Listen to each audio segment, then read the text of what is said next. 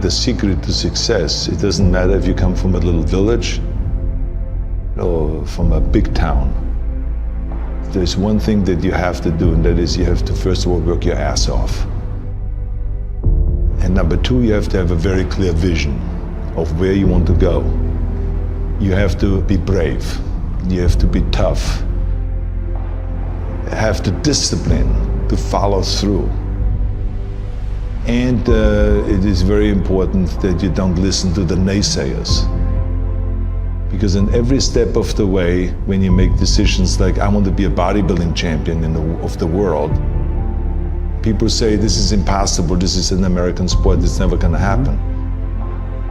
When I wanted to be in the movies, they said, you have an accent, it's never going to happen. No one ever became a leading man when you have an accent. Everything is always impossible until someone does it. Trust yourself, break some rules, don't be afraid to fail, ignore the naysayers, and stay hungry. Let me tell you, I've made a fortune in several careers, and I've been very successful in several careers by ignoring the naysayers and believing in myself. Imagine you're 15 years old and you're in Austria and you say to the people, I want to be the bodybuilding champion of the world. Of course they come to you and say, but wait a minute, this is not an Austrian sport. Bodybuilding, that's an American sport.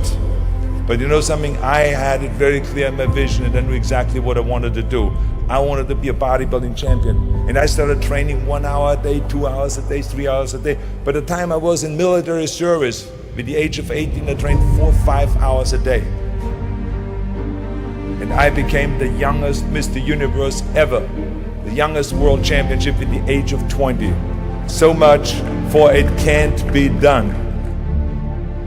And right after that, because like I said, you have to be hungry, I went after my next goal, which was to come to America.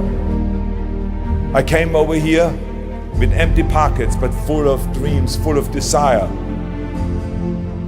I knew that this was where I could continue my bodybuilding career and start acting also, go into the acting profession.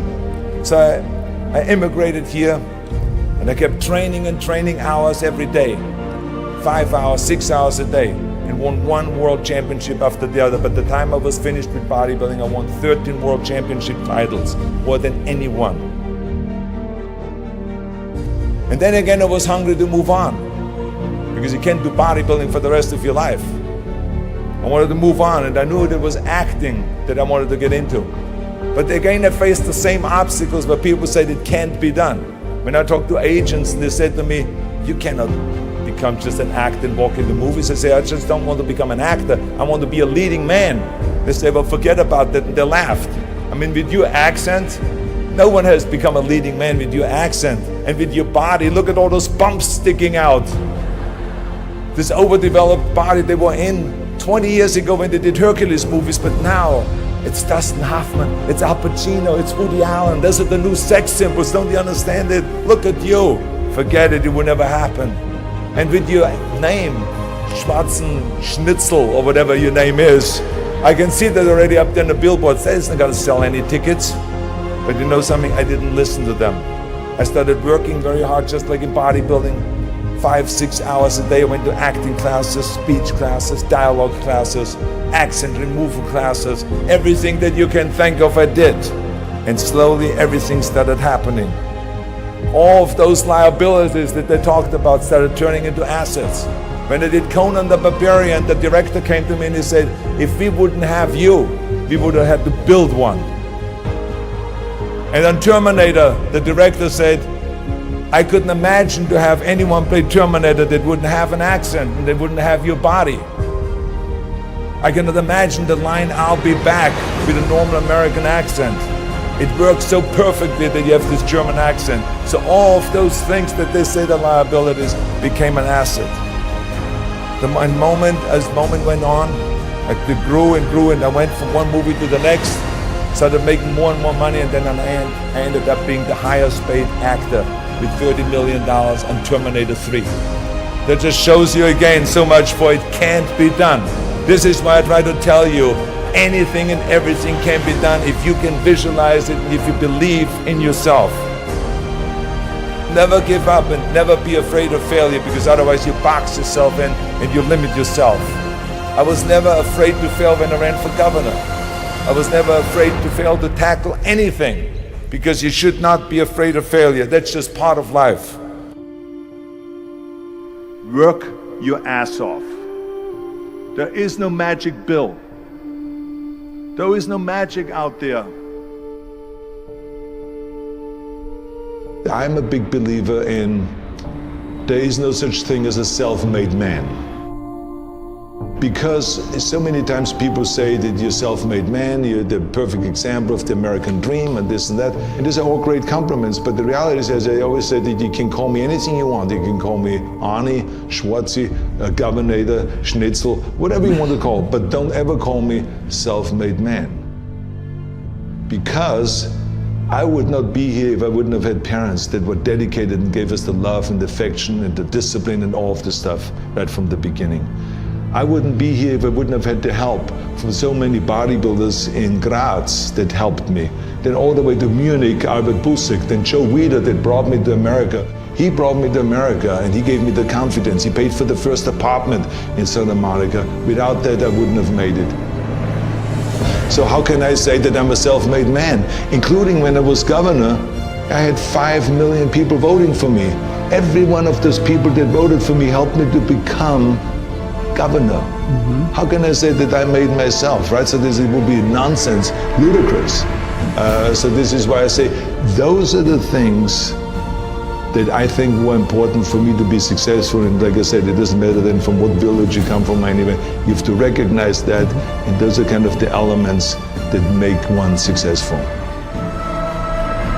Right away from bodybuilding on, when I worked out, I didn't just lift for myself. I wanted to lift the entire sport.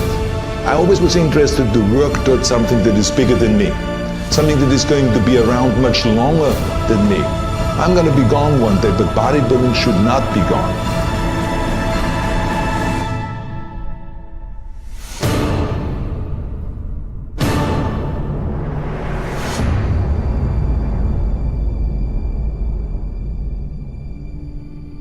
No matter how successful you get, no matter how old you get, you always have to be hungry for more. You always have to be hungry for learning new things, because you never learn enough. I, for instance, learned when I grew up, I always thought that greatness was directly tied to fame and fortune. I thought that the big career and the money and the achievement would equal success. But I was dead wrong. But I learned that later on. I learned that totally by coincidence. When the University of Wisconsin did a research program on what effect weight training would have for Special Olympians, for intellectually challenged people, they called me. They said, Arnold, you're the expert in this subject. We want you to come up to the university and to help us with our program, to help us with our Special Olympians. And I flew up to the University of Wisconsin and I helped. And there were these kids. The first exercise we decided to do was bench press, and they were all standing in line. The first kid laid down on a bench. I put a 40-pound barbell over his chest and he did a simple exercise of bench press. He did 10 reps. Then he got up, and then the next one laid down. I put the barbell over his chest, and then that kid started breathing really heavy, and all of a sudden he started screaming really loud. And he jumped up, I put the bar back, and he started shaking. I realized that he was scared of the weight. So I calmed him down. I said, that's okay. Just watch your friends do the bench press, and maybe you want to try it again. And the friends came through and they did all their bench press, and everyone did great performance, and then all of a sudden he stood in line on the end and tried again. He laid down. This time I gave him the empty bar, just the 20 pounds. And he did 10 reps. And then I said, you want to have more plates on it? More weight? He said, yes. So I put 2 more plates on it. Now it was back to the 40 pounds that he had earlier. And he did 10 more reps. Then he said more. Then I put 2 more plates on it. Now it was 60 pounds. He did another 10 reps. And he said, more. He did then 80 pounds. Then I lifted the weight off and he jumped up, high-fived everyone, and he was so excited. And it was a real eye-opener for me, because when I saw that kid going from terror to self-confidence in a short period of time. So I want you to remember, have a vision, think big, ignore the naysayers, work your ass off, and give back and change the world. Because if not us, who? If not now, when?